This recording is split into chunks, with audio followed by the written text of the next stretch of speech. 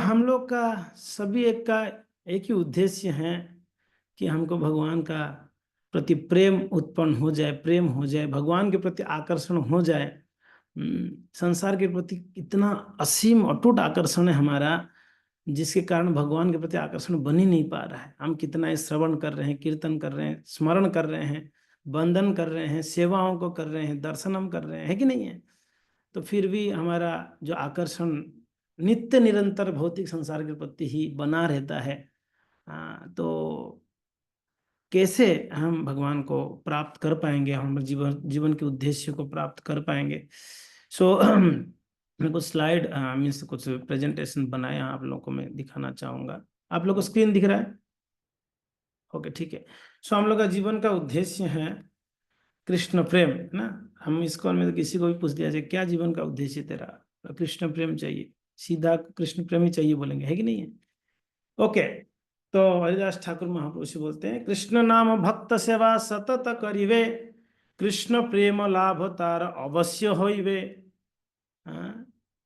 महाप्रभु हरिदास ठाकुर महाप्रभु से ये बात कहते हैं। महाप्रभु जो प्रश्न करते हैं कि कैसे कृष्ण प्रेम लाभ हो सकता है, हरिदास आप बता सकते हो? हरिदास कहते हैं, कृष्ण नाम भक्त सेवा सतत करिवे। दो चीज का अगर हम लोग निरंतर करते रहेंगे, एक तो कृष्ण नाम को नियमित रूप से जप करेंगे और भक्तों की सेवा करेंगे, क्योंकि ना भक्ति के एक ही अंग हैं। 64 अंगों को तो श्रील रूप गोस्वामी पाद वर्णन कर रखे हैं भक्ति रसामृत सिंधु में, है कि नहीं? 64 अंगों को, उसमें भी महाप्रभु पंच अंग कहे हैं, है कि नहीं है? 5 अंग कहे हैं, पंच साधन जिसको महाप्रभु कहते हैं।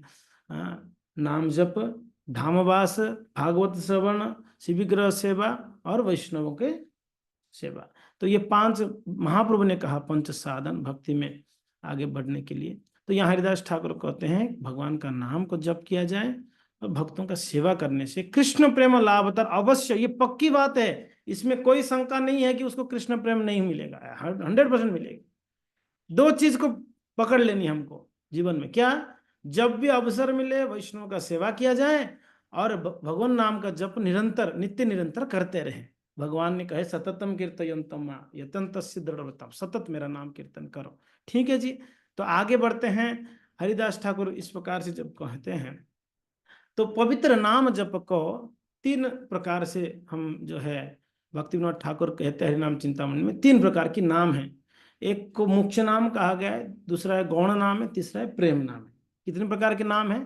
3 प्रकार के नाम है, मुख्य नाम, गौण नाम, प्रेम नाम। मुख्य नाम क्या क्या है भक्तों? भगवान कृष्ण, गोविंद, मुरारी, माधव, केशव, हरि, मुकुंद, ये सारे मुख्य नाम जो भगवान की लीलाओं से संबंधित जो नाम हैं, वो सभी एक नाम मुख्य नाम में गिनाया जाता है भगवान का। चैतन्य महाप्रभु ने क्या कहा?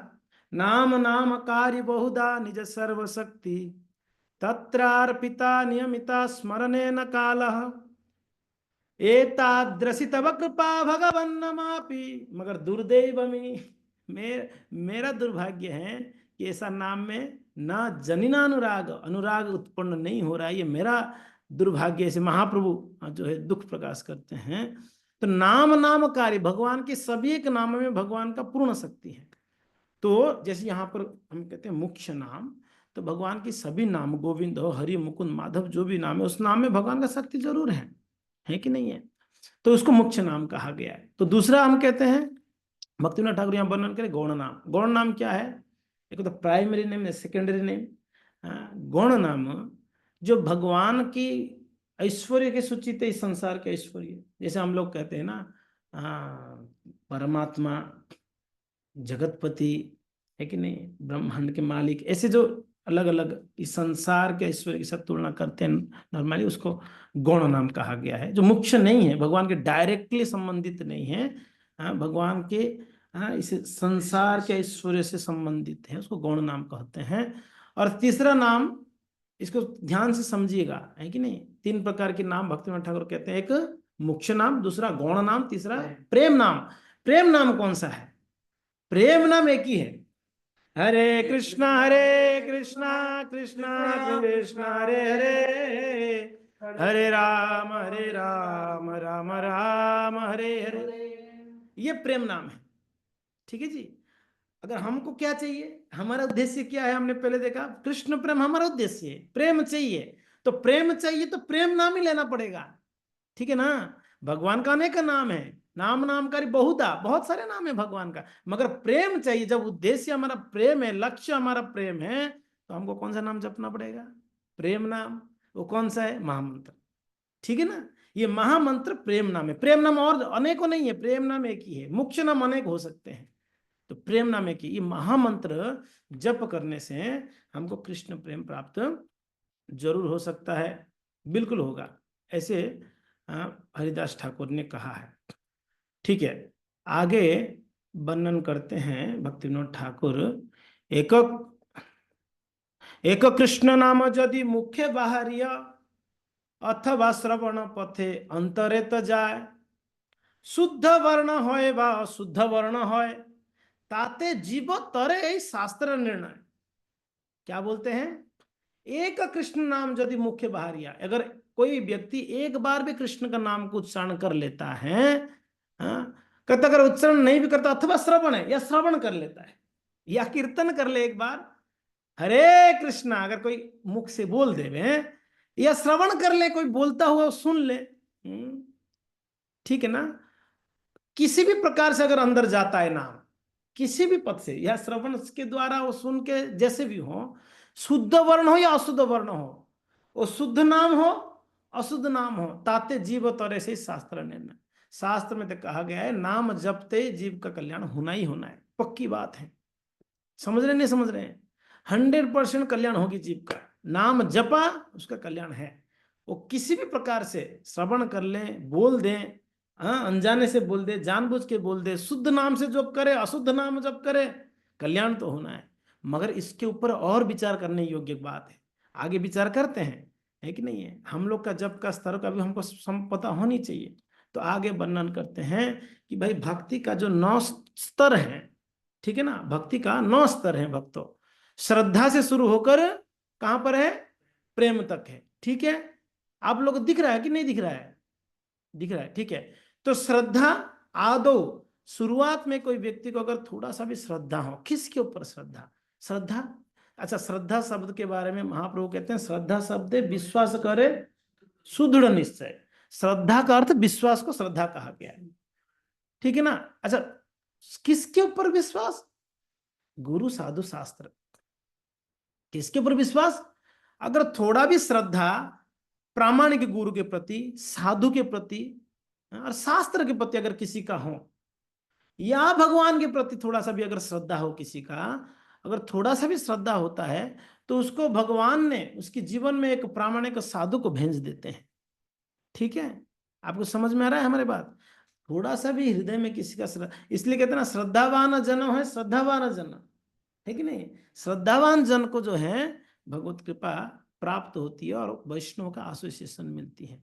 तो अब इसमें कोई डाउट नहीं, हम सभी श्रद्धावान हैं, इसलिए तो हम आज इसमें जुड़े हुए हैं भक्ति में, है ना। है न के न प्रकार हम भक्ति में लगे हुए हैं, भक्ति छोड़ नहीं रहे हैं, एटलीस्ट हम कर रहे हैं, ये श्रद्धावान है। हमारे हृदय में श्रद्धा कहीं ना कहीं साधुओं के प्रति श्रद्धा है, भगवान के प्रति श्रद्धा है, शास्त्रों के प्रति हमारा श्रद्धा है कि नहीं है? इसी के लिए हमारा भक्ति में जो है, हाँ, जो है टिके हुए हैं। एटलीस्ट मन लगे ना लगे अलग बात है, हमारा मन लग रहा है नहीं लग रहा, मगर टिके तो हुए हैं एटलीस्ट श्रद्धावान। तो भगवान ने कृपा करके, अच्छा टिके हुए हैं, उसके कारण क्या है? साधु संग है। समझ रहे हैं? श्रद्धा है इसलिए साधु की संगति हो रही है, और साधुओं के प्रति श्रद्धा है, इसके कारण हम साधु लोग हमको टिका के रखे हैं। कभी छोड़ना चाहते तो भी 2 तमाचा डांट फटकार के बोलते मंदिर आ क्यों नहीं आ रहा है कि नहीं? साधु थोड़ा सा भी उटपटांग करते, साधु लोग डांट लगा दे, क्या कर रहा है ऐसे? ऐसे नहीं करना चाहिए हमको, है कि नहीं? कुछ भी उटपटांग।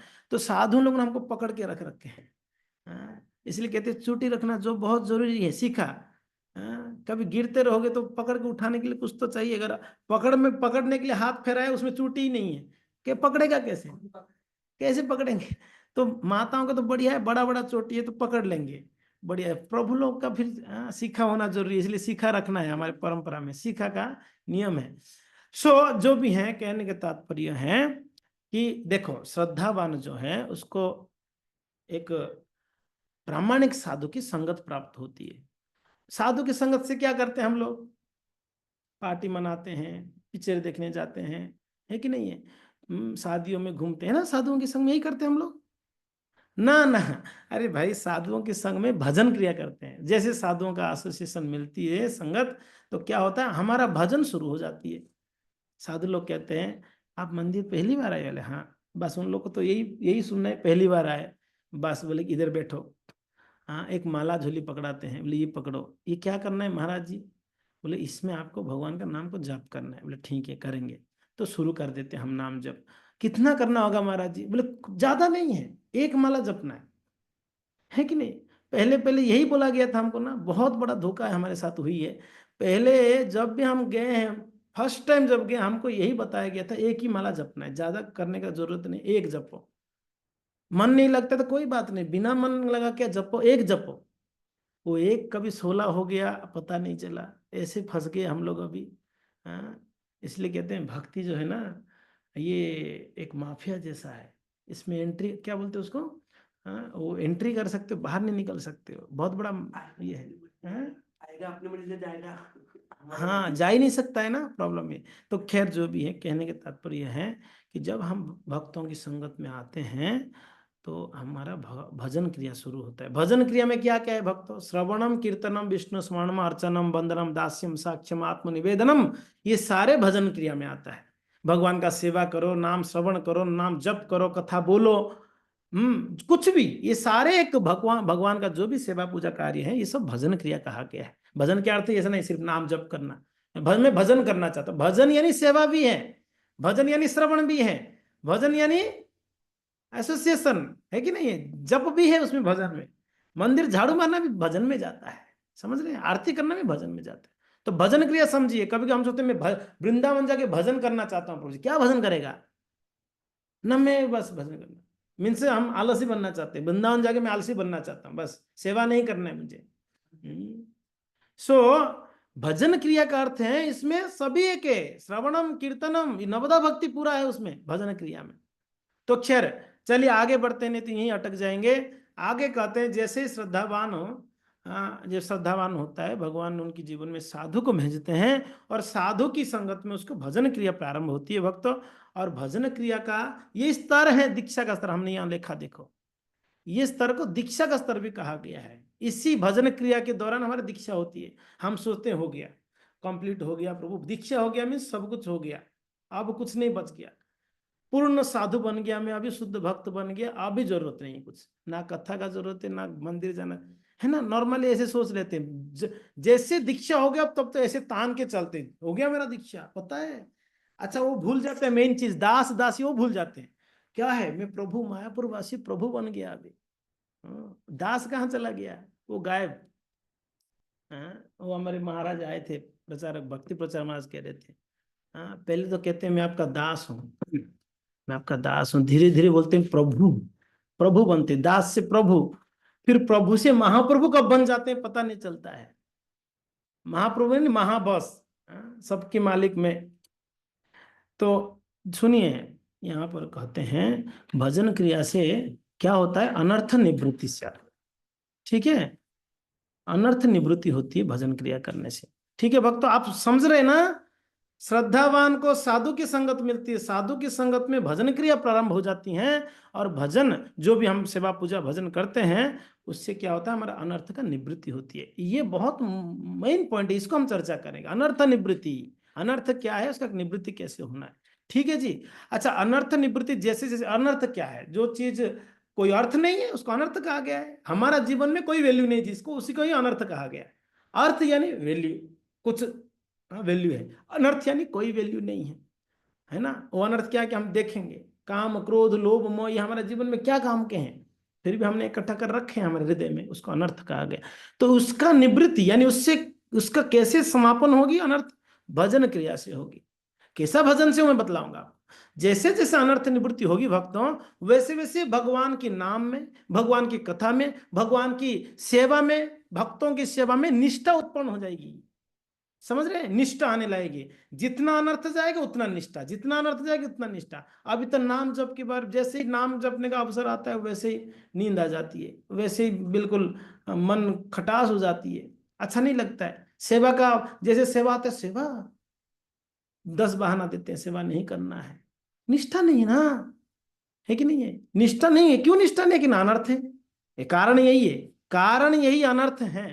तो खैर अनर्थ जैसे जैसे समाप्ति होगी वैसे वैसे निष्ठा बढ़ेगी, और निष्ठा जैसे जैसे होगी उसमें रुचि आ जाएगी। जैसे निष्ठा होते, निष्ठावान भक्त जो बनते हैं उसमें रुचि धीरे धीरे उत्पन्न होता है, किसमें? इस सेवा में, नाम जप में, इसमें निष्ठा आ जाती है। और निष्ठा सॉरी रुचि आ जाती है, रुचि से वो आसक्त हो जाता है उसके प्रति।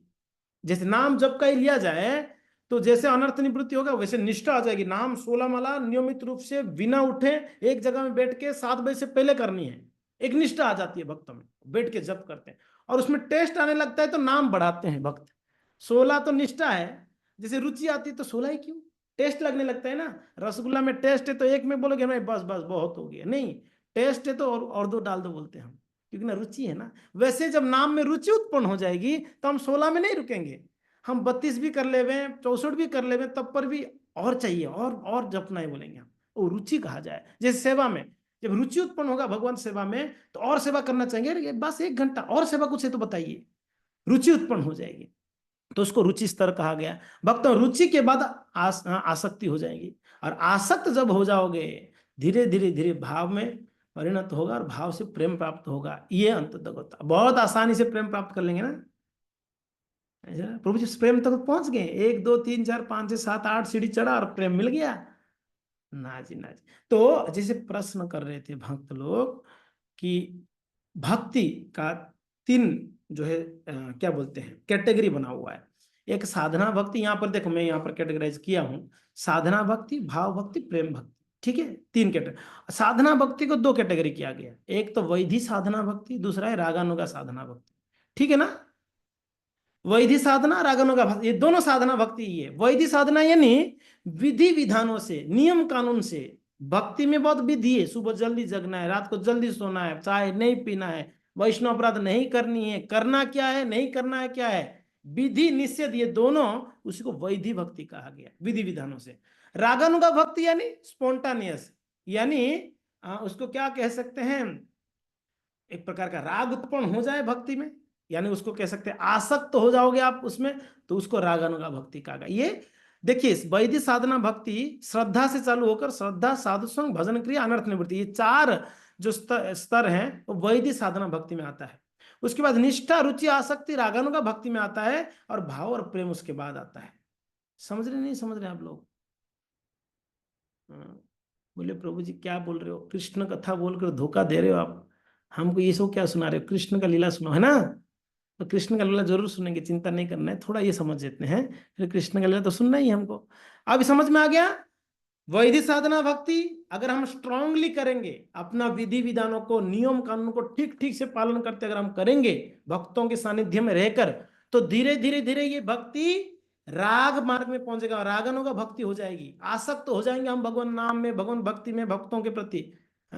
जब आसक्त हो जाएंगे धीरे धीरे धीरे धीरे क्या होगा, भाव के स्तर पर पहुंचेंगे, और भाव से हमको प्रेम उत्पन्न होंगी। ये स्तर तो यही है, डायरेक्टली नहीं हो पाएगा, ये स्तर से ही गुजरना पड़ेगा। ऐसा नहीं कि प्रभु जी 2 साल हो गया जप रहा हूं कि प्रेम हो ही नहीं रहा है, 2 साल से प्रेम नहीं होगी। वैसे तो प्रेम तो 10 दिन में भी हो सकता है, मगर हमारे हृदय में गंदगी कितना ये पता नहीं ना हमको। जितना कचरा है उसको साफ करने में उतना टाइम भी लगता है कि नहीं है? जितना हृदय में कचरा है उसको साफ करने में समय लगेगी, और समय के अनुसार हम जितना तीव्रेण भक्ति योगे न, जितना तीव्रता से भक्ति करेंगे उतना ही तीव्रता से हमारे हृदय में जो है गंदगी साफ होगी। हमारा भजन तो सो के कर रहे हैं, क्या हमारा अनर्थ निवृत्ति होगी? तीव्र होना चाहिए, बहुत तीव्रता। अरे साधु लोग बोले हैं, शास्त्र में कहा गया है, कथा सुननी है, निरंतर नाम जप करनी है, सेवा करनी है, अवसर मिली छोड़ना नहीं है। तो अगर तीव्रता से करेंगे तो क्या होगा, हमारा अनर्थ निवृत्ति होगा। चलो आगे चलते हैं भक्तों, चलो मैं अनुवाद पढ़ता हूं। भगवान श्री कृष्ण के दिव्य नाम रूप इत्यादि के कीर्तन तथा श्रवण मात्र से मनुष्य की असीम कष्टप्रद अवस्थाएं शमित हो सकती है। अतएव उनकी विषय में क्या कहा जाए, जिन्होंने भगवान के चरण कमलों की धूल की सुगंध की सेवा करने के लिए आकर्षण प्राप्त कर लिया है। आहा क्या बात है, ये भागवत का श्लोक है। कहते हैं भगवान का नाम और रूप इत्यादि का सिर्फ कीर्तन मात्र से, श्रवण मात्र से मनुष्य का जीवन का सारा कष्ट समापन हो जाएगी। और जिसका भगवान की चरणों के प्रति सेवा करने का आकर्षण बन गई है, उसके बारे में क्या ही कहा जा सकता है। सिर्फ श्रवण कीर्तन करके कोई व्यक्ति मुक्त हो सकता है सारे कष्टों से, जिसका ऑलरेडी आसक्त हो चुका है भगवान सेवा में, तो उसके लिए क्या ही कहा जा सकता है। ठीक है, सॉरी सॉरी सॉरी सॉरी। हम्म। अतः है विदुर, जो व्यक्ति भगवान कृष्ण का शरणागत है, भला वो किस प्रकार का शरीर, मन, प्रकृति, अन्य मनुष्यों तथा जीवित प्राणियों से संबंधित कष्टों से पड़ सकता है। बताइए, जो भगवान का शरण लिया है वो कष्ट कैसे अनुभव हो सकता है। तो अब प्रश्न बहुत बड़ा उठ सकता है, प्रभु जी हम तो भजन कर रहे हैं, हमको क्यों कष्ट मिल रहा है, फिर बहुत कष्टों में हम। हमारा कष्ट किसके लिए में बताएं, वो भक्तों को क्यों कष्ट आता है। भक्तों को कष्ट, दो कारण है भक्तों को कष्ट आने का, दो कारण है। क्या कारण है? एक, हमारे वैष्णव अपराधों से, अपराधों के कारण एक कष्ट आती है। दूसरा, भगवान की इच्छा से।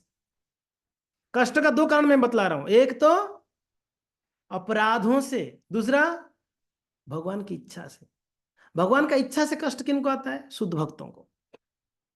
शुद्ध भक्तों के अगर जीवन में कोई कष्ट आता है तो भगवान का इच्छा, भगवत इच्छा से होती है। हमें जो कष्ट आ रहा है ये अपराधों से है। समझ रहे नहीं समझ रहे आप लोग? देखिए, कष्ट प्रभुपाद जी कहे हैं, कष्ट मिलता है पापों से, दुख मिलता है पापों से। पाप का कारण है दुख, ठीक है जी, दुख का कारण पाप है कि नहीं है? मगर ये भी वर्णन है, जो नाम जप करते उसके जीवन का सारा पाप धुल जाता है। आपने सुना है कि नहीं सुना इस बात को? सुना है। हमने 2 4 5 साल से जप तो कर रहे हैं, हो सकते है 6 महीने में कोई होगा जप कर रहे हैं।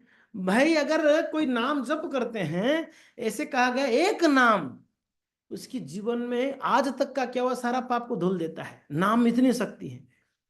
फिर फिर कहा गया है, हमने कार्तिक महीने में कितनी महिमा सुना है, एक बार दीपक दिखा दो दामोदर को, बस एक ही बार सारे जीवन के जितनी पाप है सब कुछ राख बन जाता है, खत्म है ना। सुना नहीं सुना आप लोगों ने कार्तिक महिमा में? सुना है। तो इसका मतलब हमारे जीवन में कोई पाप रह गई है अभी? 15 दिन से सुबह शाम दीपक दिखा रहे हैं ठाकुर जी को, प्रेम पूर्वक, भक्ति पूर्वक, है कि नहीं है? दिखा रहे नहीं दिखा रहे हैं? कर दिखा रहे हैं। आना जप कर रहे हैं, सुबह उठ कर हम जपते हैं, दिन में जपते हैं, शाम को जपते हैं, कार्तिक में ज्यादा जपते हैं। प्रसादी पा रहे हैं, बाहर का चीज नहीं खा रहे हैं हम लोग, भोग ला के पा रहे हैं, वैष्णव का दर्शन हो रही है, भगवान का दर्शन करते हैं, है कि नहीं है? आपको लगता है अभी पाप रह गई है हमारा कुछ? क्या जी, कुछ शंका है इस बात पे? आपको लगता है पाप है, कुछ रह गई है? अगर कोई बोलता है हाँ प्रभु जी रह गई, तो वो अविश्वास ही करता है शास्त्रों को, अविश्वासी व्यक्ति होगा। क्योंकि ना शास्त्र में तो बतलाया गया कि दीपक दिखाने से पाप धुल जाएगी सारा, नाम जप करने से। इसका मतलब हमारे जीवन में पाप नहीं है, क्या है? अनर्थ है। ठीक है, पाप जरूर नहीं है मगर अनर्थ है। अनर्थ पाप करा देता है। पाप का बीज पड़ा हुआ है, पाप नष्ट हो गई है, बीज पड़ा हुआ है, वो बीज अनर्थ है, वो अनर्थ के कारण वापस कर लेते हैं। ठीक है जी, टीवी देखने का हमने बंद कर दिया है, मगर मन में है पड़ा है ना, अरे देख लें यार बढ़िया पिक्चर है, अरे देख लेते हैं यार, वो इच्छा है ना, वो हृदय में बीज पड़ा हुआ है। अब आज तक का टीवी देखा हुआ चीज तो खत्म हो गई है, नाम जप से, भगवत दर्शन से, दीपक करने से हो गया वो खत्म। मगर जो बीज पड़ा हुआ है ना, अनर्थ है ना, उसके कारण हम वापस दोबारा पाप कर लेते हैं, है ना। तो अब क्या करना है, हमको बीज को खत्म करना जरूरी है, हमारे हृदय में जो पड़ा हुआ बीज है ना उसको खत्म करनी। ठीक है, समझ में आ रहा है हमारी बात? जो लोग वीडियो ऑफ रखे हैं, आप लोगों को समझ में आ रहा है? मुझे नहीं लगता है समझ में आ रहा है। आ रहा है? कैसे आ रहा है? ऑन करोगे तो पता चलेगा सच में आ रहा है नहीं आ रहा है। हाँ। मेरा कमंडल लेके आओ, पानी भस्म कर दूंगा सबको जो वीडियो ऑन रखा है। नहीं कर पाऊंगा, चिंता मत करो, इतना भी डरो, मैं तो डरा रहा हूँ बीच बीच में, भस्म कर ही नहीं सकते ना।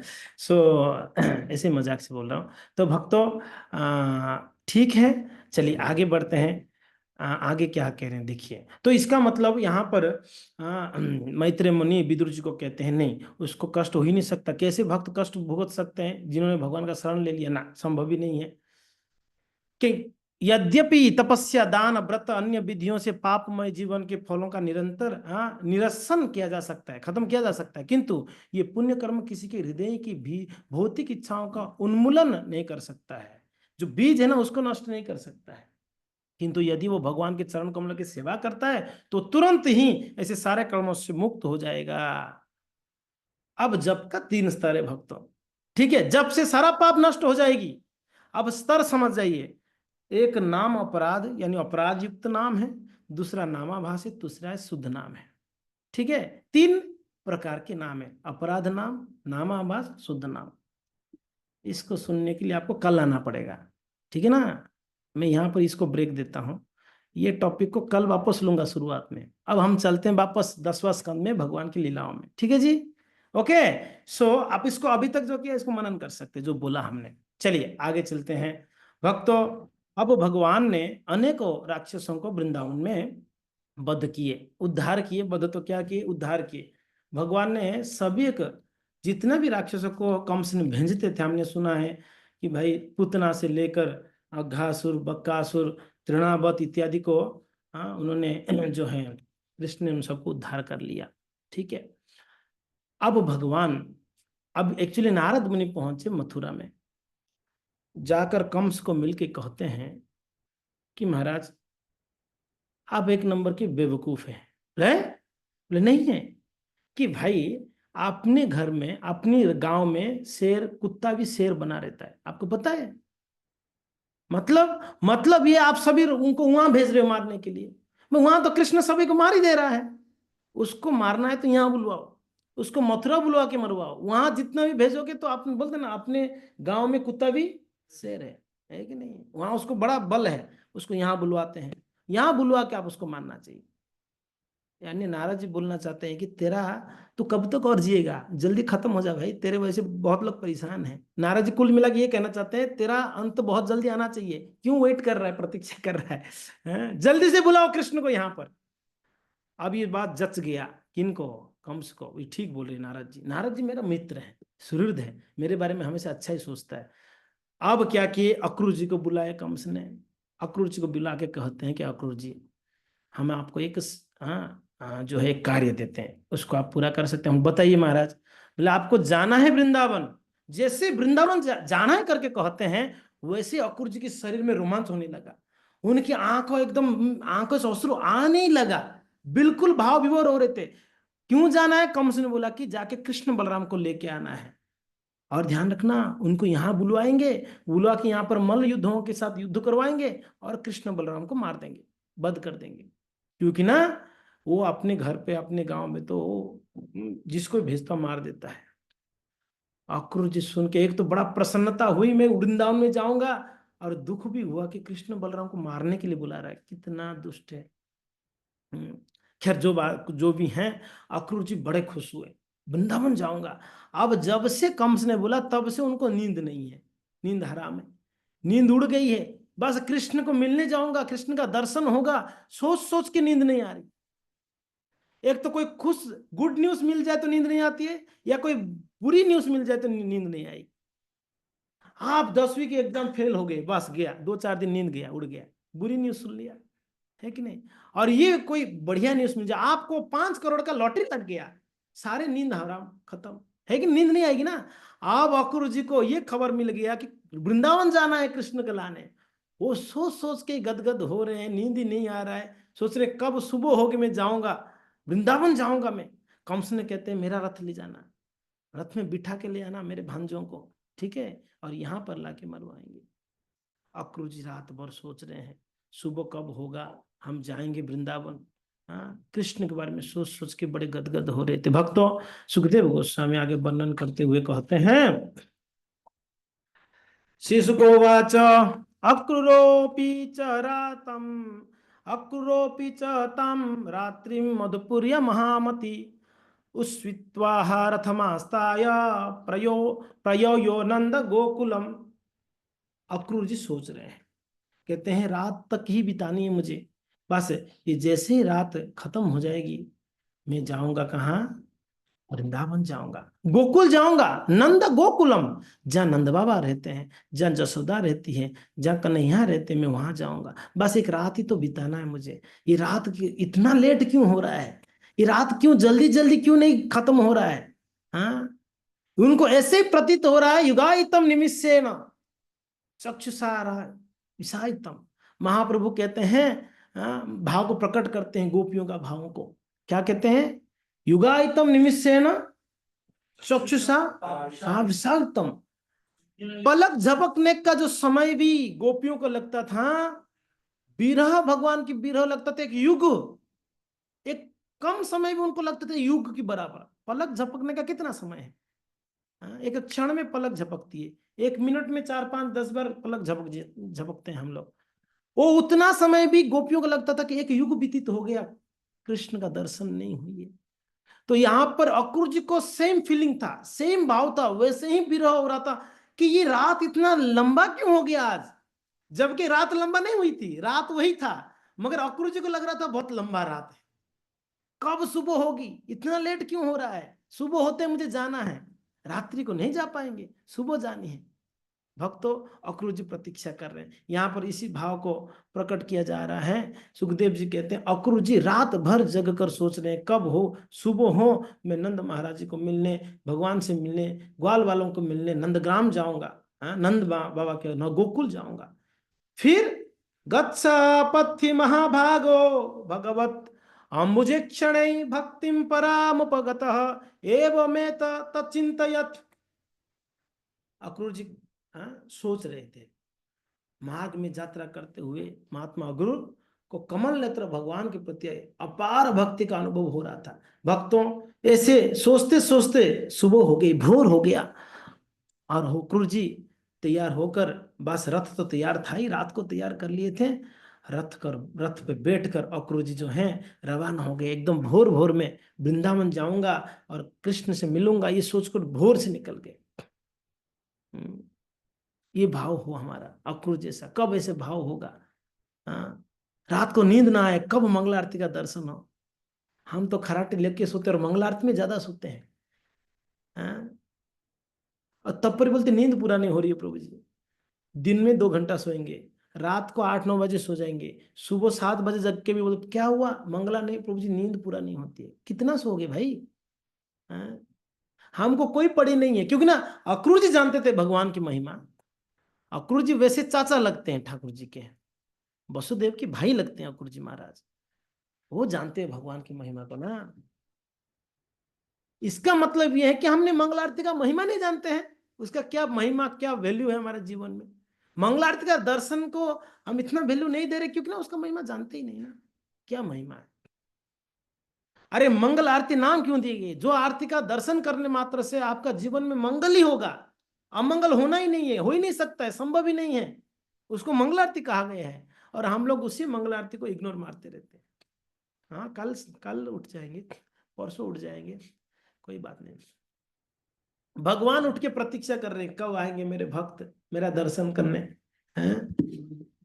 और हम लोग जो है बढ़िया से सोए हैं। अब देखिए अक्रूर जी का भाव, आप विचार करिए भक्तों, क्या भाव है अक्रूर जी का। कब भगवान का दर्शन होगा, गदगद हो रहे थे। हाँ, तो जल्दी से निकल गए। भगवान दर्शन देने से पहले भक्त पहुंच के वेट करते, भगवान का अल्टर खुलेगा तो मैं दर्शन करूंगा, है कि नहीं है? भगवान हमारा प्रतीक्षा करना चाहिए, हम भगवान का प्रतीक्षा करना चाहिए। क्या करना चाहिए? भगवान करे, हम आएंगे आराम से। हाँ? एक बार एक व्यक्ति आके बोलता है, एक भक्त आके बोलते, प्रभु जी अल्टर बंद हो गया। बोला कि आप थोड़ा आधा 1 घंटा और लेट आते तो अल्टर खुला रहता, अब इतना जल्दी क्यों आ गए? भाई आप आओगे 5:30 बजे तो अल्टर खुला रहेगा आपके लिए, भगवान वही प्रतीक्षा करेंगे, आ रहा है मेरे भक्त।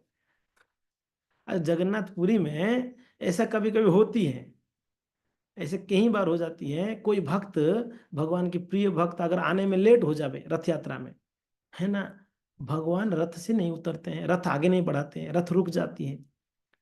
आपने सुना होगा सालवेग को लेट हो गया आने में, है कि नहीं है? सालवेग को नहीं लेट हो गया। जग बंधु है गोसाई, तुम श्री चरण विनो अन्य गति नाही, जग बंधु है गोसाई। हाँ, हे जगबंधु, आपके बिना और अन्य गति नहीं है। हाँ, 750 कोस चली न पारोई, मोह जीवा जाए नंदी घोष थी वरही, जगबंधु है गोसाई।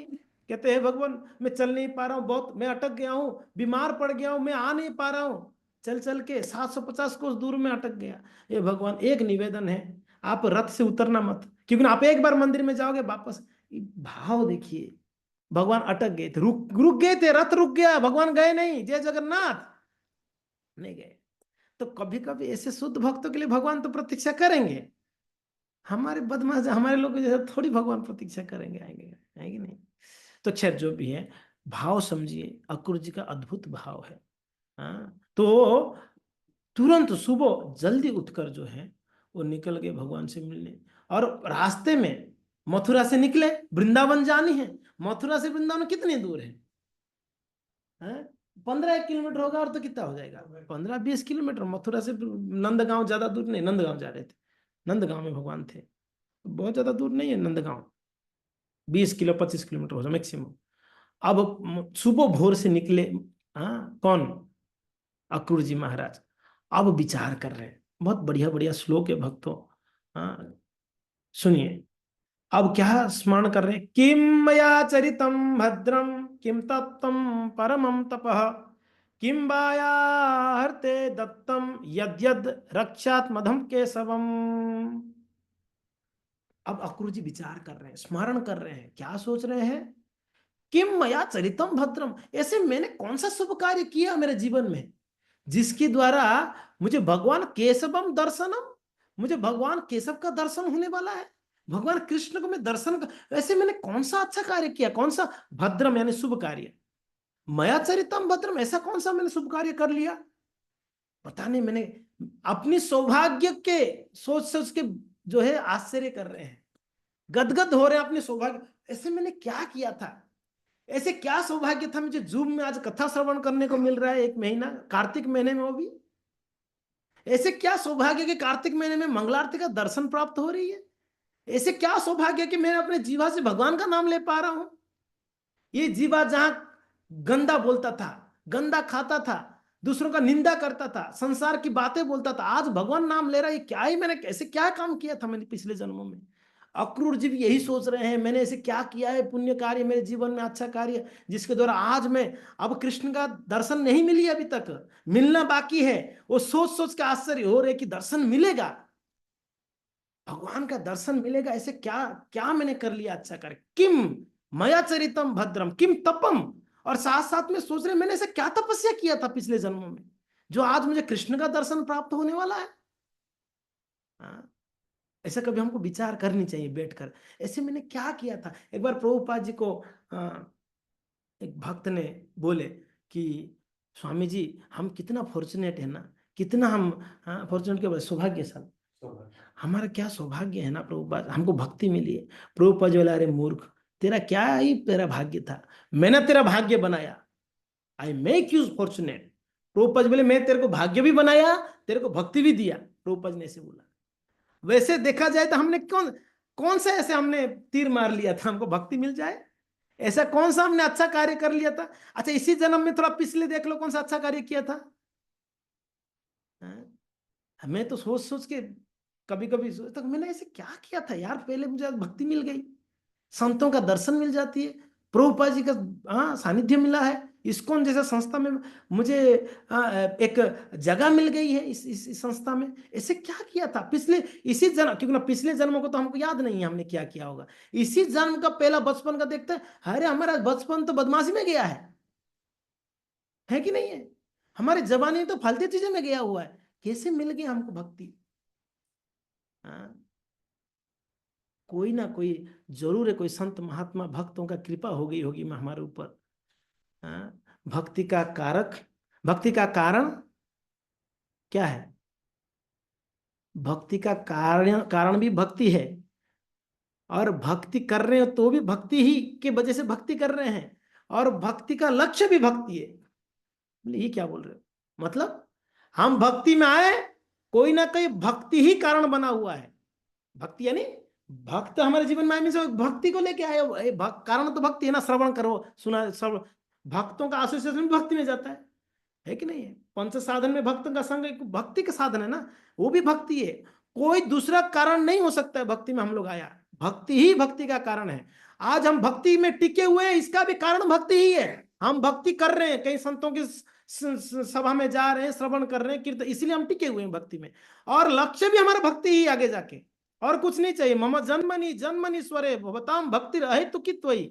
महाप्रभु कहते हैं मैं जन्म जन्मांतर, मुझे कुछ नहीं चाहिए, आपकी भक्ति बनी रही है बस, है कि नहीं है। महाप्रभु ने इसी बात को कहा है ना, मम जन्म जन्म जन्मांतर मेरा आपके अहेतु की भक्ति बनी रहे, है ना।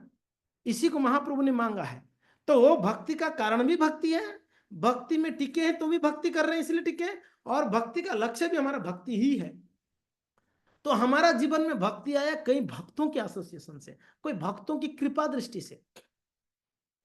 हम लोग दामोदर लीला में सुना, माता यशोदा प्रयास करी बांधने के लिए, देवती प्रभु, माता यशोदा प्रयास करी बांधने के लिए, नहीं बांध पा रही थी। महात्मा कहते हैं 2 उंगली क्यों कम पड़ गया, संत लोग कहते हैं भाई प्रयास कम था। हाँ, सुना है ना, एक तो प्रयास कम था, दूसरा भगवान का कृपा हुआ नहीं था। तो प्रयास जब पूरा किया यशोदा, तब भगवान ने कृपा भी किया। अगर हम अपना प्रयास के बारे में सोचें, विचार करें, तो कभी कृपा का आशा मत कर ही नहीं सकते हैं। भगवान ने कृपा करेंगे ऐसे प्रयास में। वो एक हमने लेक्चर सुना था अमोघ लीला प्रभु का, बोलते एकादशी मैंने किया, वो नरक वो वैकुंठ में रोक दिया, तो बोले एकादशी किया हूं मैंने। बोलते एकादशी किया, एकादशी में क्या क्या खाया बेटा, तू बता तेरा लिस्ट। ये एकादशी है, हमारा एकादशी का डाबाडोल है, हमारा जप का डाबाडोल है, हम हर एक चीज डाबाडोल है। हम सोचते हैं कि कृष्ण प्रेम मिल जावे। एक्चुअली देखा जाए, हम अपना प्रयास से अपने बल के, मम बल चेष्टा लगी भरोसा छड़िया, एकाकी हमारा नहीं पाए बल, हरिनाम संकीर्तन है, तुम ही कृपा करी श्रद्धा बिंदु दिया।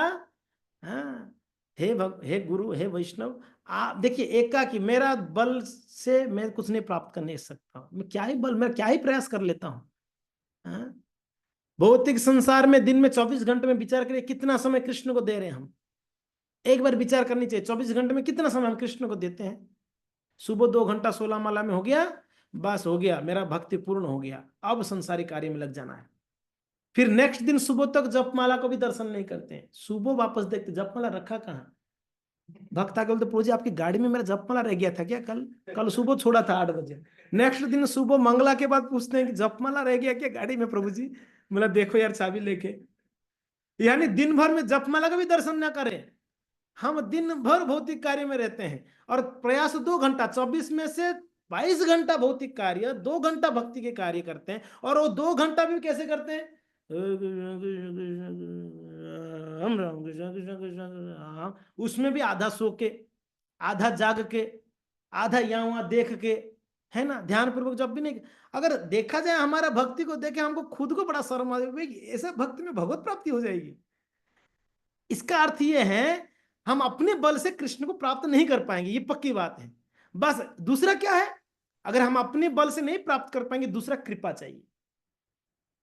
वो कृपा चाहिए किनका, वैष्णव का कृपा। अगर वैष्णव की कृपा से ही भगवान को प्राप्ति हो सकता है, तो वैष्णव के प्रति कितना सम्मान होना चाहिए हमारा। आप विचार करिए एक बार, मेरा भजन साधन में तो कोई दम नहीं है, कृष्ण को प्राप्त तो मेरे अपने बल से नहीं कर सकता हूं, अपने प्रयास से, सिर्फ कृपा से प्राप्त कर सकता हूं। अब कृपा कौन, वैष्णव कृपा कर ले तो मिल जाए कृष्ण। अगर वैष्णव ही कृपा करेंगे मेरे ऊपर तो कृष्ण मिले, तो वैष्णव के प्रति क्या सम्मान हो सकता है हमारा, कितना होना चाहिए। और वैसे वैष्णव को हम लोग उनकी कमियां ढूंढते रहते हैं, अपराध करते हैं, उनका निंदा करते हैं, वो ऐसे किया, वो ऐसे किया, वो ऐसे किया, निरंतर हमारे मन में चलता रहता है वैष्णव के बारे में। आप सोचिए कि काय का बोलते हैं ना इस यहाँ का रहोगे ना वहां का रहोगे, बीच में डूबोगे, है कि नहीं है ना। तो एटलीस्ट कोई एक भरोसे में तो रहो, अपने बल के प्रति तो भरोसा मेरा तो नहीं है, आपके प्रति हो, आप लोग अच्छा भजन, मेरा तो नहीं है। दूसरा, वैष्णव का कृपा के ऊपर आश्रित हूं मैं। तो अगर वैष्णव का कृपा का, हर एक वैष्णव के चरणों में वंदना करके कृपा याचना करना चाहिए, आशीर्वाद दीजिए, नाम जब अच्छा से हो पाए मेरा, आप कृपा करो मेरा मन लगे सेवा में, आप कृपा करिए मेरे गुरु के प्रति डेडिकेशन बढ़े, आप कृपा करो भागवत पढ़ पाऊं। रोज रोज याचना करनी चाहिए वैष्णव के चरण अरविंद में, क्योंकि ना यही लोग हमको भगवत कृपा दे सकते हैं, भगवत प्राप्ति करा सकते हैं। तो हमारा क्या स्नेह होना चाहिए वैष्णव के प्रति, कितना अटूट श्रद्धा होना चाहिए। वैष्णव क्या गलतियां करते हैं उसको छोड़ो। कुछ दिन पहले एक न्यूज आया था, हमारे इस्कॉन में किसी भक्तों को किसी ने मारा करके बड़ा न्यूज चला, पाटना का न्यूज।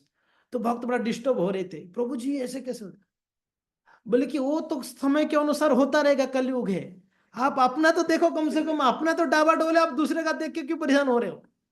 हमारा भजन के ठीक नहीं हो रहा, हम दूसरे का कमी निकाल रहे हैं, वो उन्होंने पटना में क्या हुआ, वहां क्या हुआ, अरे भाई अपना क्या हो रहा हो तो पहले देखो, है कि नहीं है। हम अपना विचार करना योग्य है। हाँ, मेरा कैसे भजन हो सकता है, मैं कैसे वैष्णव का सेवा। तो यहाँ पर ये विचार कर रहे हैं अक्रूर जी। अक्रूर जी का मनोभाव के बारे में ही अगर चर्चा किया जाए तो 7 दिन का कथा बोल सकते हैं। अक्रूर जी क्या ही सोच रहे हो, अद्भुत बात है, मैंने ऐसे क्या तपस्या किया हूं जो आज मुझे कृष्ण का दर्शन होने वाला है।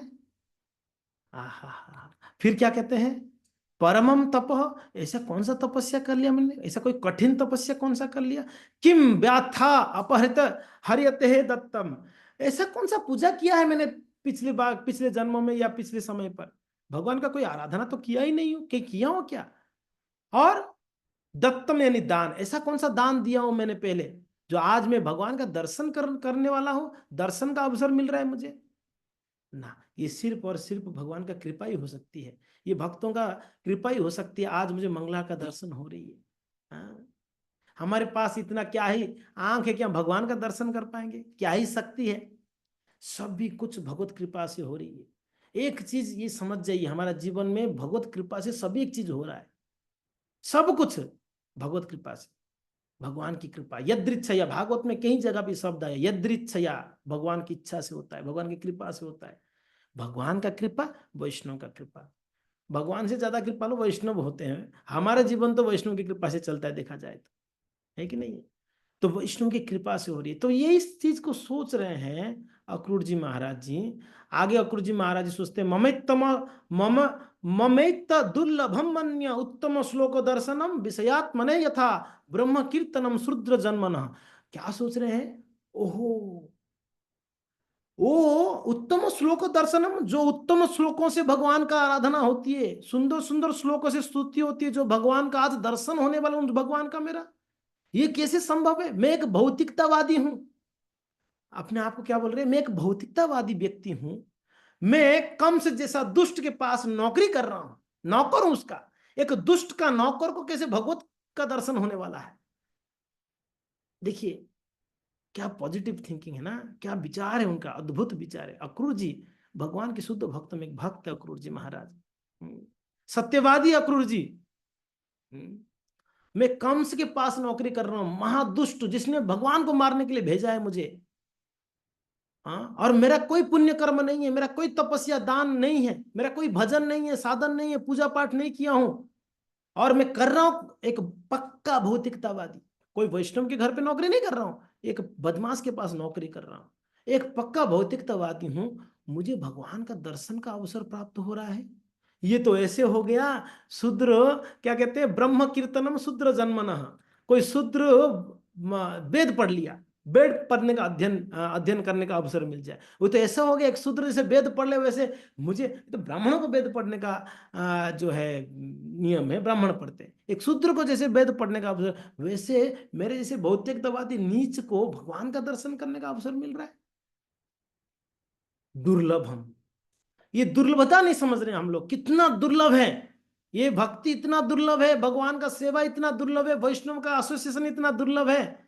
ये दुर्लभता का नहीं समझ रहे हैं, इसलिए हमने बड़ा इजी ले लिया सारा चीजों को, इसलिए उसमें ज्यादा हम लोग जो है क्या बोलते हैं, उसमें वैल्यू नहीं रखते हम लोग उसको, बोलते हैं ना जो आसानी से मिल जाता है ना उसका कदर नहीं करते, हम ऐसे कहते हैं, है कि नहीं। अगर बोला जाए, हाँ आप आएंगे मंदिर में, गेट के पास रोक दिया जाएगा, 5,000 रुपया टिकट है जगन्नाथ जी का दर्शन करने, ठीक है रखो आपका दर्शन में जा रहा हूँ, है ना, हमारा तो यही होगा ना, हम तो ये बोला हाँ, ठीक है ठीक, आसानी से भक्ति चाहिए कभी कभी। अच्छा देखिए, एक कर्मियों का मनोस्थिति कभी कभी देख के मुझे बहुत अच्छा लगता है। कभी कभी हमें फोन आता है, वो कई नंबर निकालेंगे इंटरनेट से, फोन करते हैं, बोले महाराज जी आप इस्कॉन से बोले? हाँ जी। महाराज जी हमको भक्ति में जुड़ने के लिए क्या करना पड़ेगा? पूछते हैं, वो बकायदा पूछते हैं हमको क्या करना पड़ेगा। बोले कुछ नहीं है जी, आप आइए मंदिर में पधारिए और हमारे व्हाट्सएप के ग्रुप है उसमें जुड़िए, आपको सारा कार्यक्रम का डिटेल्स में। नहीं और क्या करना पड़ेगा? कुछ और कुछ वो सोचते हैं, कुछ तपस्या करनी पड़ेगी, कुछ और कुछ करके आना पड़ेगा, कुछ नियम है क्या है? मीन्स हमारे भक्त लोग तो बड़ा इजी गोइंग है, अरे भक्ति मिल गया ना, क्योंकि आसानी से मिल गया ना ये चीज है, इसलिए उसका कदर नहीं कर रहे हैं हम लोग। अवैष्णव भी अच्छा क्या करना पड़ेगा भक्ति में जुड़ने के? कितना दिन में आप, एक वक्त पूछे आपको कितने बार आना पड़ेगा दिन में मंदिर में अगर इस संस्था में जुड़ना है तो? बोले अरे आओ आओ नहीं आओ कोई बात नहीं, आप जुड़ जुड़ सकते हो, ऐसा कोई दिक्कत नहीं है। हाँ, ये सोचना चाहिए कि भक्ति में कैसे आया मैंने, कि कृपा से आ गया, कितना दुर्लभ है ये वस्तु मिला है। भगवान, भक्ति, भक्त, तीनों दुर्लभ है। इस संसार में तीन ही चीज दुर्लभ है, बाकी सारा चीज मिल जाएगा। आईफोन मिल सकता है कभी ना कभी, मर्सिडीज भी मिल जाएगी कभी, बड़ा बंगलो मिल सकता है, ऐश्वर्य, नाम, कीर्ति, सम्मान सब मिल सकता है आपको, मगर भक्ति दुर्लभ है, भक्त दुर्लभ है और भगवान दुर्लभ है। ये तीन चीज संसार में अति दुर्लभ चीजें हैं, नोट कर सकते हो आप इस चीज को, ये तीन ही दुर्लभ है। और ये तीनों में भी सबसे दुर्लभ कुछ है तो वैष्णव है। ये तीन में भी सबसे दुर्लभ क्या है तो वैष्णव। भक्त बहुत दुर्लभ है। कभी कभी देखिए आप लोग भी अनुभव किए होंगे, हम ट्रेन में जाते हैं लंबे सफर में, कोई ट्रेन में कोई तिलक कंठी माला पहना हुआ दिख जाए, मन में ऐसा होता है अरे यार हमारे इस्कॉन का कोई भक्त मिल, ऐसा नहीं लगता? अपना अपना आदमी मिल जाता है ना? पूरा ट्रेन में लोग कोई गप्पे मार रहे हैं, कोई पत्ते खेल रहे हैं, कोई खा रहे हैं, पी रहे हैं, क्या कर रहे हैं, उसमें एक वैष्णव मिल जाए आपको, ऐसे लगता है कि मरुस्थल में जल मिल गया हो। नहीं लगता? ऐसा अनुभव किया? हमने तो अनुभव किया है, हमने अनुभव किया ऐसे। ऐसे लगता है अरे अरे क्या वैष्णव कहाँ से मिल गया, वैष्णव है, बड़ा आदर करते सद है कि नहीं है? दुर्लभ है वैष्णव, मगर आसानी से जब वैष्णव मिल जाते हैं हमको, तब उनका हम कदर नहीं करते, उनकी कमियां निकालने लगते, क्योंकि ना आसानी से मिल गया ना। कोई खर्चा नहीं करना पड़ा। संसारी चीजों को प्राप्त करने के लिए कितना मेहनत करना पड़ता है, हैं? कितना पैसा लगती है, हाँ? कितना एनर्जी जाता है संसारी चीजों को कुछ प्राप्त करना है तो आपको। मगर भक्ति और वैष्णव बड़ा आसानी से मिला, इसलिए उसको कदर नहीं करते हम लोग। भक्तों एक चीज को ध्यान रखिए, बड़े दुर्लभ है वैष्णव। अगर मिल आपके जीवन में कोई वैष्णव का दर्शन हो रही है, वैष्णव अगर कहीं मिल जाते हैं, तो आप सोचो कि आपकी भाग्य खुल गया है, कि भगवान का विशेष कृपा जब होती है उनके जीवन में वैष्णव आते हैं, बहुत कृपा है भगवान का। अच्छा भगवान कृपा यही करते हैं, किसके ऊपर कृपा करना चाहते हैं तो भगवान ने उनके जीवन में वैष्णव को भेजते हैं। अब सोचिए यही कृपा है। प्रभु वैष्णव को बोले प्रभु जी कृपा करिए, कृपा, अरे ऑलरेडी कृपा भगवान को हुआ इसलिए वैष्णव मिले, उनका सेवा करो, यही कृपा है। अब यहाँ पर महात्मा अक्रूर जी विचार कर रहे, ओहो हो, मैं एक भौतिकतावादी व्यक्ति हूँ, मेरा नित्य निरंतर भौतिक चिंतन है और मुझे भगवान का दर्शन, अरे क्या सौभाग्य, मेरा क्या ही ऐसा सौभाग्य है। हाँ, ऐसे विचार करते करते आगे कहते हैं, मैं बम ममाधमस्यापि स्यादेवाच्युत दर्शनम यमाण कल नद्या क्वचित तरति क्वश्चन। बोले कि ठीक है, ये सब तो ठीक बात है, हाँ ये सारे विचार तो ठीक है, मगर आखिर में मुझ जैसे पापी को भी भगवान अच्युत को देखने का अवसर प्राप्त हो सकता है, इसका क्या कारण हो सकता है? एक वो विचार कर रहे हैं, एक उदाहरण अपने मन में है, क्या कह रहे हैं, कहते हैं ये माण कल नद्या क्वचरितम कश्चन। कोई नदी में कई सारे लकड़ियां तैरते रहते हैं, सूखे लकड़ियां नदी में प्रवाह में तैरते रहते हैं, है कि नहीं है? कोई उसमें भरोसा है तट में पहुंचेगा, मगर कहते हैं यहां पर विचार कर रहे हैं अक्रूर जी, कोई उसमें से कोई एक तो कभी तो पहुंच जाता है किनारे में, कहीं किसी भी मीन्स कोई भी एक अवसर मिलता है या कैसे भी किसी कारण से वो कहां तट में पहुंच जाता है। कहीं लकड़ियां बहते रहते हैं गंगा में, जमुना में इत्यादि में, है कि नहीं? बह के निकल जाते हैं, समुन्द्र तक बह जाते हैं, मगर कोई दुर्लभ कोई एक लकड़ी होता है कभी कभी तट में आके किनारे लग जाता है। तो ये सोच रहे हैं मैं तो बदमाश हूं ही, मैं तो दुष्ट हुई हूं, मैं भौतिकतावादी हुई है। मगर हो सकता है मैं उस नदी के कहीं लकड़ियों में एक लकड़ियां हूं जो आज तट में पहुंच, यानी आज भगवान का दर्शन होगा। क्या अद्भुत अद्भुत भाव को प्रकट कर रहे हैं अक्रूर जी महाराज जी। हाँ? जैसे नदी में कई लकड़ियां बहते, कोई एक लकड़ियां किनारे में आ जाता है, किनारे आ जाता है, तो वैसे ही कहीं, हाँ मैं पापियों में भी पापी हूं, मगर मेरा आज जो है भगवत कृपा से, भगवत इच्छा से उनका ही दर्शन प्राप्त का अवसर मिल गया है। हाँ, ऐसे करके वो विचार कर रहे हैं। वो सोच रहे हैं ममाध्य मंगलम नष्टम फलवास्यैव मे भवः यन्नमस्ते भगवतो योगी ध्येयासि पंकजम। आज मेरे समस्त पाप कर्मों का उन्मूलन हो चुका है और मेरा जन्म सफल हो गया है, क्योंकि मैं भगवान का उन चरण कमलों का नमस्कार करूंगा जिनका ध्यान बड़े बड़े योगी लोग करते हैं। योगी ध्येय अंग्र पद पंकजम, जिनके चरणों का ध्यान बड़े बड़े योगी कहीं कहीं युग तक करते हैं, वो चरण कमलों का आज प्रणाम करने का अवसर मिलेगा, आज दर्शन करने का अवसर मिलेगा। तो आज मेरा सारा, शायद मेरा सारा पाप खत्म हो चुका है, इसलिए भगवान का दर्शन का अवसर मिल रहा है मुझे। मेरा जीवन सफल हो गया, जन्म सफल हो गया है। ये मनुष्य जन्म, निर्देहम शुभम सुकल्पवम गुरु कर्णधारम, ये मनुष्य जन्म मिली है सिर्फ और सिर्फ भगवत भक्ति के लिए, और किसी के लिए नहीं मिली, भोग के लिए नहीं मिला हुआ है। इसलिए ऋषभ देव जी अपने पुत्रों को कहते हैं, क्या कहते हैं, तपो दिव्यम पुत्र का जैन शुद्धेत सत्तम। हे पुत्र, दिव्य तपस्या के लिए मनुष्य जन्म मिली है, भगवान प्राप्ति करने के लिए, और इस जीवन का और कोई उद्देश्य नहीं है। हाँ, ये जीवन का और कोई उद्देश्य नहीं है। तो यहाँ अक्रूर जी महाराज विचार कर रहे हैं मेरा शायद सारे पाप खत्म हो चुकी है, इसलिए तो भगवान का दर्शन का अवसर मिल रहा है, और मेरा जन्म सफल हो गया है, आज आज भगवान का दर्शन करने के लिए अवसर मिला हुआ है। यही सोचना है, जब भी अवसर मिला है मंदिर जाने का सोचो कि आज शायद मेरा जन्म सफल है, आज मंदिर जा रहा हूं मैं दर्शन करने, आज जन्म सफल है, आज भक्तों का संगत प्राप्त हो गई, ये कथा सुनने का अवसर मिला, यही सोचा जाए। अब हम लोग देखिए, हम दिन भर कृष्ण चेतना में रह सकते हैं, ये सब सोच सोच के कि मेरा जीवन कैसे था, मैं क्या हो गया, यदि प्रभुपाद नहीं तो तबे की हुई, तो ये जीवन भाई तम कैसे, अरे ये जीवन कैसे कैसे चलता, मैं क्या होता, क्या करता आज। अगर हम आज वैष्णव नहीं होते, इस्कॉन में नहीं होते, इस समय आप क्या करते, आपका अभी तो गुड मॉर्निंग नहीं हुआ होता।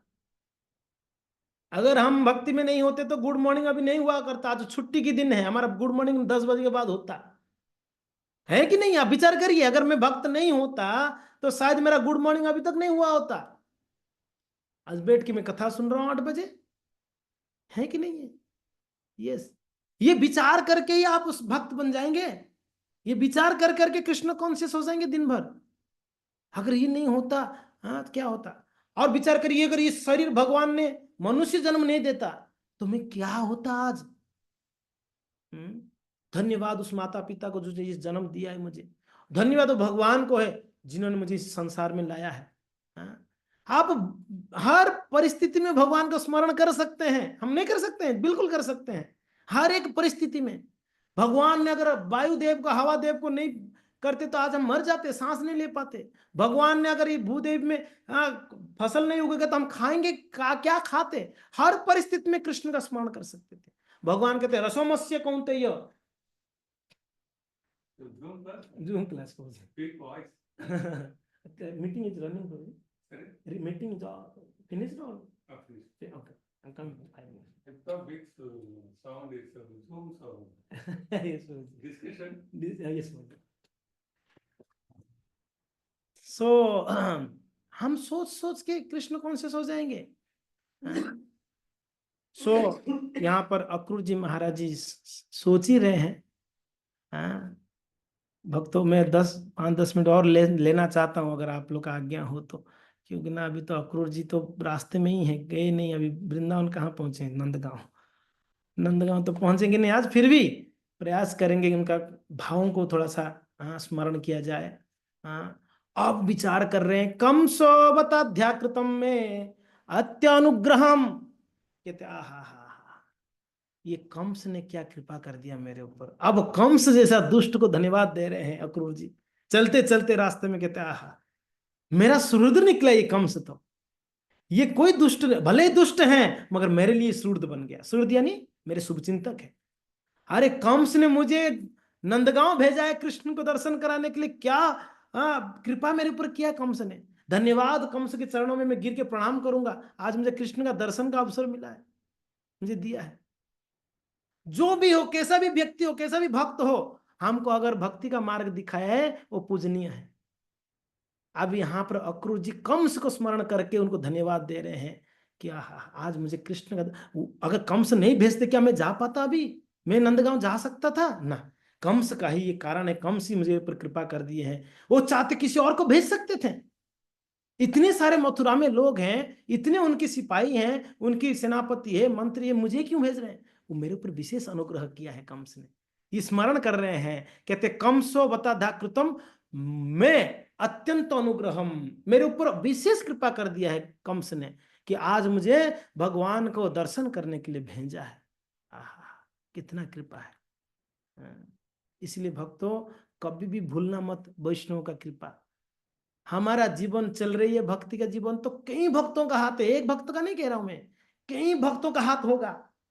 किसी ने आपको जप करना सिखा दिया होगा, किसी ने आपको भोग लगाना सिखाया होगा, किसी ने तिलक लगाना सिखाया होगा, किसी ने धोती पहनाना सिखा दिया होगा, किसी ने आपको कथा बोलना सिखा दिया होगा, किसी ने आपको झाड़ू मारवाना सिखा दिया होगा मंदिर में, किसी ने आपको और कुछ महिमा बतला दिया होगा।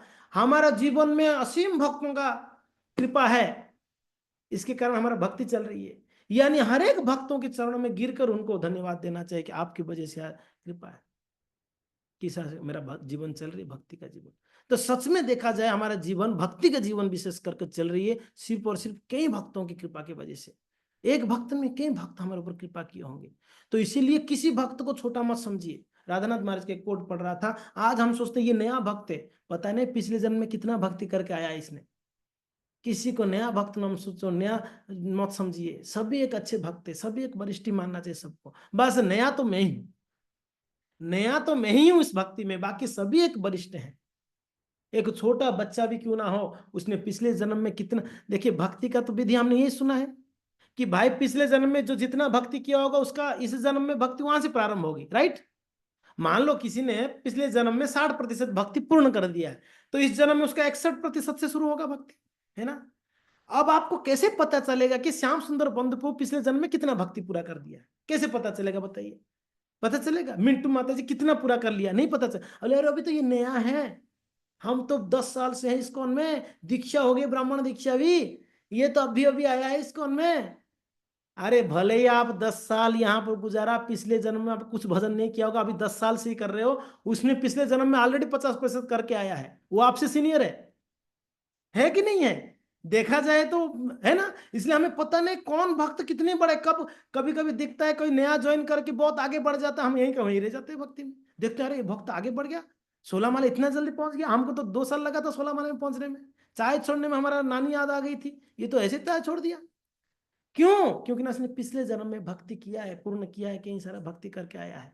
इसलिए हर एक भक्तों के प्रति हमारा पूरा सम्मान का भाव हो, क्योंकि ना इसने पिछले जन्म में कितना भक्ति किया मुझे नहीं पता है, इसलिए सम्मान योग्य है। सभी एक चरण बंदन करते हुए हमको जो है प्रेम पूर्वक भक्ति में आगे बढ़ने के लिए अब जो है प्रयास करते रहना चाहिए। तो यही अक्रूर जी विचार कर रहे हैं, कंस ने मेरे ऊपर बहुत कृपा किया है, भगवान को दर्शन करने भेजा, और कृत्यावतारस्य ततस्यम तमः पूर्वे अन्नखम मंडल अस्पिशाह, कहते हैं भगवान का चरण कमलों का मैं दर्शन करूंगा, उस चरण कमल में भगवान का नाखून है, वो नाखून कैसे, यहाँ पर कहते हैं वो चरण नख जो है वो इस संसार के अंधकारों को मिटाने वाला है।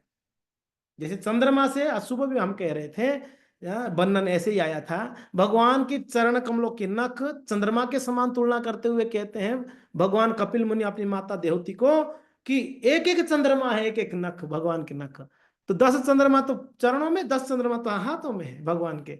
हाँ 20 चंद्रमा, एक मुख चंद्रमा भी है, मुख चंद्रमा, तो 21 चंद्रमा भगवान की, हर एक अंग को चंद्रमा के साथ तुलना करते हैं भक्त भगवान। तो भगवान की तो कहते हैं कि मैं उन चरण कमलों का दर्शन करूंगा जिसमें वो नाखून है, जिस प्रकार चंद्रमा है भौतिक संसार का, किसको, ताप को मिटा देता है, अंधकार को मिटा देता है, वैसे ही भगवान का चरण कमलों का नख का दर्शन कर लूं तो मेरा हृदय का अंधकार नष्ट हो जाएगा, अज्ञान रूप अंधकार को। मेरे हृदय में जो ताप है, संसार को भोगने का जो इच्छा है, वो भी खत्म हो जाएगा हमारा।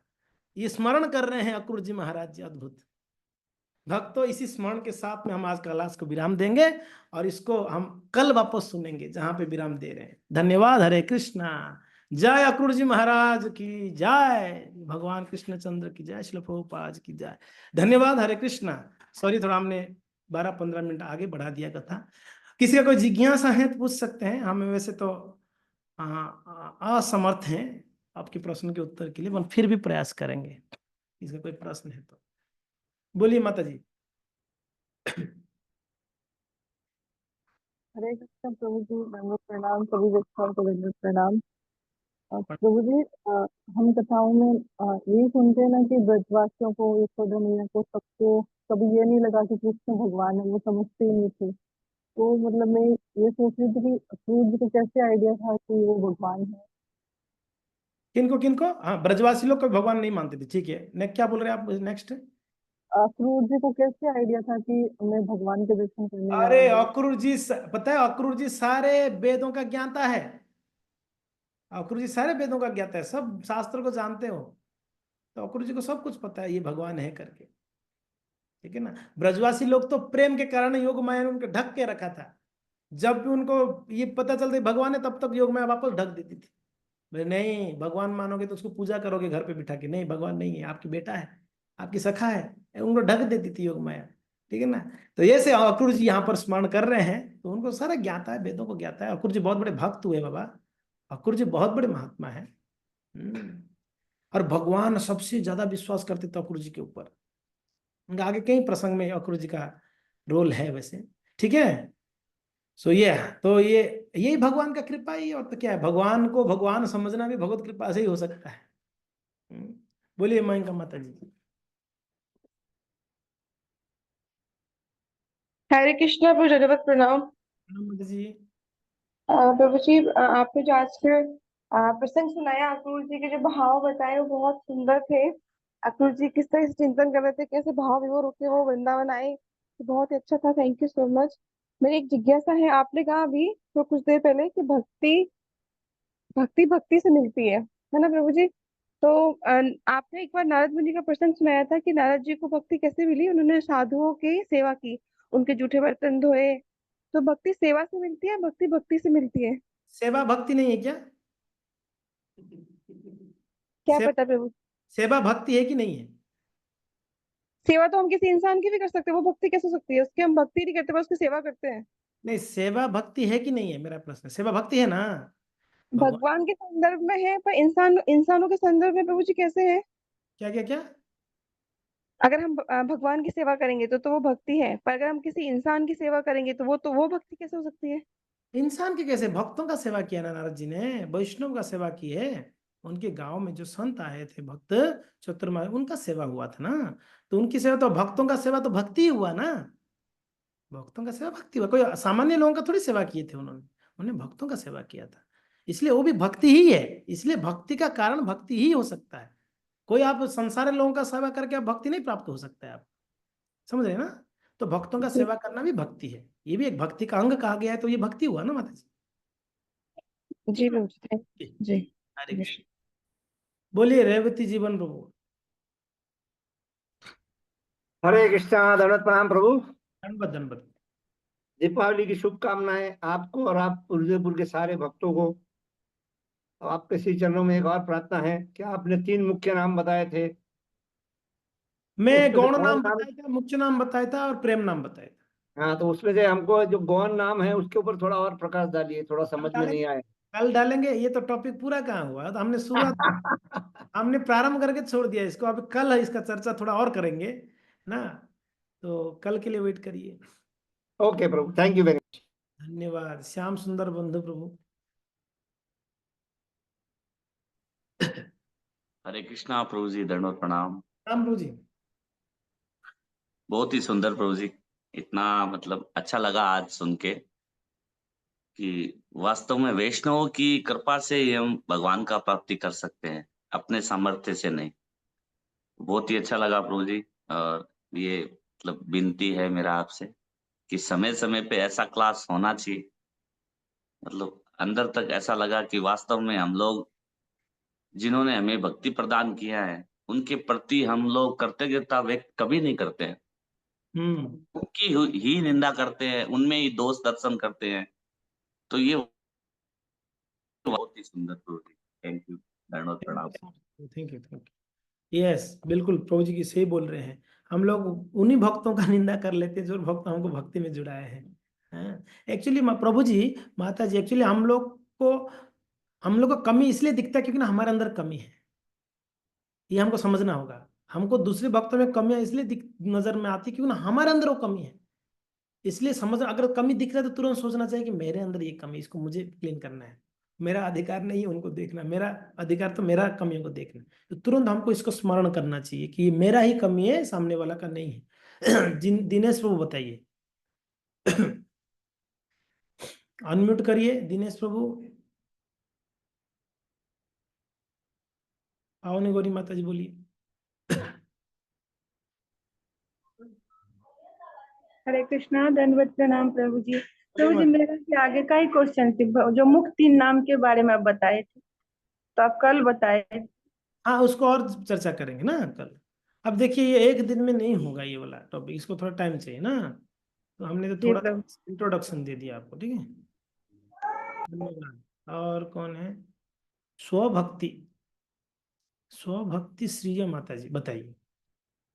हरे कृष्ण प्रभु जी, दंडवत प्रणाम। धन्यवाद प्रभु धन्यवाद। जी, मैं गुजरात से हूँ। वाह, मैंने ऑनलाइन इनवाइट लिंक से ये ज्वाइन किया है। बहुत बढ़िया, स्वागत है आपका। हाँ, और हाँ, हरे कृष्णा, दंडवत प्रणाम प्रभु जी। प्रणाम प्रणाम। वैसे मैं पूछना चाहती थी, भगवान के साथ तो सभी मंजरी आती है, तो अक्रूर जी कौन सी मंजरी थी प्रभु जी? अच्छा जी, ये तो मुझे कोई मंजरी है? मुझे स्मरण नहीं अक्रूर जी का क्या स्थान है उनका भगवान की लीलाओं में। मैं आपको कल हाँ, वैसे मैं चैतन्य चरितमृत पढ़ती हूँ ना, था उसमें मंजरियों का नाम आता है, तो वो भी याद नहीं आ रहा था, अक्रूर जी कोई मंजरी थे या, वही हाँ, पूछना था। मुझे भी स्मरण नहीं है, मैं आपको कल बताऊंगा ये चेक करके मुझे। ओके ओके प्रभु जी। हरे कृष्ण हरे कृष्ण हरे कृष्ण। हाँ, चंदन प्रभु। हरे कृष्ण प्रभु जी, दंडवत प्रणाम। प्रभु जी, हमें जानना है ना, अनर्थ और पाप में अंतर क्या है? हाँ, कल के क्लास में आएगा। अभी है, ये तो अभी शुरुआत किया ना, अभी है, सारा डिटेल्स आएगा, डोंट वरी। हाँ, अगर कल की क्लास में नहीं हो पाएगा तो फिर आप पूछना मुझे, फिर क्लैरिफाई करूंगा, ठीक है जी। थैंक यू प्रभु, हरे कृष्णा। आराधा ललिता माता जी बताइए। आराधा ललिता माता जी। प्रभु जी, दंडवत प्रणाम। हाँ, प्रणाम माता जी बताइए। एक मिनट, हरे कृष्ण प्रभु जी, एक तो फरीदाबाद से बोल रहे हैं। मिनट, बताइए, वापस बोलिए। हाँ जी प्रभु जी, अभी आपने थोड़ी देर पहले प्रभु जी ने एक क्वेश्चन किया था कि, तो आपने बताया कि जो, जैसे कि जो हमें भक्त मंदिर इस्कॉन से जोड़ते हैं और उन्हीं की हम निंदा करने लगते हैं, तो अगर प्रभु जी ये, वो जो हमें इस्कॉन से जोड़ते हैं वो हमारे प्रति कोई भी द्वेष भावना या कुछ भी गलत शब्द यूज कर रहे हैं, या मतलब वो अगर हमारी निंदा कर रहे हैं, हमारे सामने हमें गाली भी दे रहे हैं, तो हम उनके साथ कैसा व्यवहार रखें?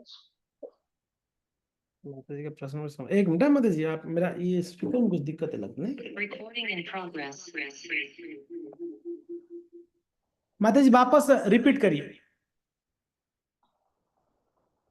जी हरे कृष्ण प्रभु जी, अभी आपने बताया कि जो भक्त, जैसे कि जो भक्त हमें मंदिर से इस्कॉन से जोड़ते हैं और हम उन्हीं की निंदा करने लगते हैं या उनके बारे में गलत भावनाएं रखते हैं, लेकिन अगर वो भक्त जो हमें इस्कॉन से जोड़ते हैं और वो हमारे लिए कुछ ऐसी भावना रखते हैं, द्वेष की भावना या कुछ गलत शब्दों का इस्तेमाल कर रहे हैं हमारे लिए, हमारे सामने ही, तो हम उनके साथ फिर कैसा व्यवहार बना के रखेंगे?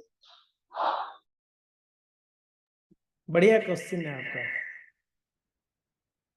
या सो जो भक्त हमें जोड़े हैं भक्ति में, वही हमारा निंदा कर रहे हैं, ठीक है ना, और सबके सामने निंदा कर रहे हैं, ये तो सब बहुत बड़ा तकलीफ है ना। सबके सामने, पर अकेले में तमाचा लगा दो चलेगा, सबके सामने मत बोलो यार, बेइज्जती हो जाती है हमारा, तो बड़ा कष्ट होती है ना। तो देखिए, अगर कोई आपको जुड़ाए हैं, भक्त है, आपके बारे में निंदा कर रहे हैं, तो अच्छी बात है, आपका कमी निकाल रहे हैं, आप बोलो कि कौन सा चीज निंदा हो रहा है देखना। अगर वो अवगुण को बोल रहे तो देखना ये मेरा कमी है, इसको सुधारना पड़ेगा, उनको धन्यवाद बोलो। अगर वो द्वेष रखते हैं आपके ऊपर, तो आप भगवान से प्रे करना, उनका द्वेष थोड़ा कम हो जाए, और उनको प्रार्थना करना, क्योंकि ना वो आपको जुड़ा है, पथ प्रदर्शक गुरु है कि नहीं। उनको चरणों में निवेदन करना, प्रभु जी क्षमा करना, माता जी अगर मेरे से कोई गलती हो गया तो आप आशीर्वाद दो, मैं भक्ति में आगे बढ़ूं, आपने मुझे जुड़ाया है। प्रेम से, प्रेम से, आप द्वेष मत करो, वो द्वेष कर रहे करके आप भी द्वेष करोगे तो फिर कैसे हो सकता है। और उनका द्वेष के पीछे क्या कारण हमें नहीं पता है। मान लो आपको द्वेष कर, हमको लग रहा है वैसा द्वेष है, हो सकता है वो कोई प्रेम भी हो सकता है, हमको लग रहा है द्वेष है, तो वो कारण हमें नहीं पता है। इसके लिए हम उसको हमेशा चरण बंदन करके उनसे आशीर्वचन मांगे, आशीर्वाद मांगे, और बोले हमको गाइड करते रहिए प्रभु जी, हाँ हमें कृपा करते रहिए, आगे बढ़ाते रहिए। अगर आपको ऐसे लगता है उनसे आपको और डिस्टर्बेंस होती है, तो बस आप उनसे थोड़ा सा डिस्टेंस मेंटेन कर लीजिए। अगर ऐसे ज्यादा तकलीफ हो रही है, ऐसा कोई हो, थोड़ा डिस्टेंस में रहिए, उनका निंदा ना करिए। अगर ऐसा होता है उसको डिस्टेंस में रहिए, आप अपना भजन करिए, ठीक है जी। बाकी निंदा करना नहीं है, हमारा योग्यता नहीं निंदा करने का, किसी का कमी दिखाने का। अगर सामने वाला कितना भी करे, हाँ, यहाँ भागवत में कहा कहते हैं, क्षिप्ता क्षिप्ता होता अपि न तत्प्रतिकुर्वन्ति तद भक्तो भी, हाँ प्रभोपि वा। कहते हैं भक्तों को निंदा करने से, मारने पर भी, हाँ उनको चिढ़ाने पर भी, उनको द्वेष करने पर भी भक्त कभी प्रतिक्रिया का भाव नहीं रखते हैं, ऐसा भागवत में कहते हैं। हमको भक्त बनना है तो हमको प्रतिक्रिया का भाव छोड़ना पड़ेगा। अगर वो करते मैं भी ऐसे करूं तो क्या फायदा है। और वो करते, हम एक्चुअली हमारा सोचने का इतना ही पैरामीटर है, हम बहुत कम इतना ही सोच पाते हैं।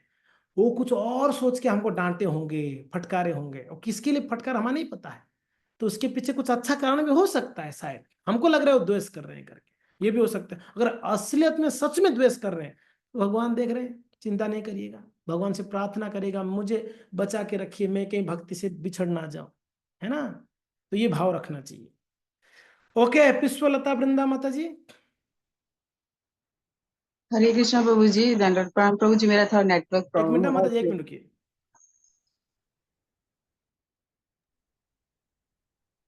जी, बोलिए। हाँ प्रभु जी, हरे कृष्णा, दंडवत प्रणाम प्रभु जी, सभी भक्तों को प्रणाम प्रभु जी। बहुत अच्छा क्लास लिए जाओ प्रभु जी। मेरा जिज्ञासा था, जैसे प्रयास और कृपा आपने बताया, तो प्रयास हमें क्या चीज के लिए करना चाहिए, और जैसे प्रयास हमें उसको कैसे समझे हम, क्या प्रयास क्या है चीज। और एक प्रश्न था प्रभु जी, सेवा के ऊपर, जैसे सेवा है तो थैंक यू माता जी। ओके, प्रयास क्या है, किसके लिए करना चाहिए। भक्ति की सभी अंगों के लिए प्रयास करना चाहिए। नाम जप करने के लिए प्रयास करें, अच्छा नाम जप करने के लिए। एक चीज ध्यान रखना है, कोई भी हम भक्ति के कार्य करते हैं, उसमें एक चीज को आपको ध्यान रखते हुए करना है, क्या है, अहेतुक्य अप्रतिहता। ये दो चीज याद करते हुए आप करोगे तो वो चीज जो है आपको कुछ कुछ कृपा मिलेगी। अहेतुकी यानी कोई मेरा निजी स्वार्थ नहीं होना चाहिए। मैं नाम जप कर रहा हूँ, इस्कॉन में आ रहा हूँ, कभी हम सोचते हैं ना मैं इस्कॉन आया बहुत बड़ा, मैं बहुत कृपा कर रहा हूँ, मैं मेहरबानी कर रहा हूँ। हम इस्कॉन आए तो हमारे ऊपर कृपा हो रही है, हम किसी के ऊपर मेहरबानी थोड़ी कर रहे हैं इस्कॉन में आके भक्ति करके।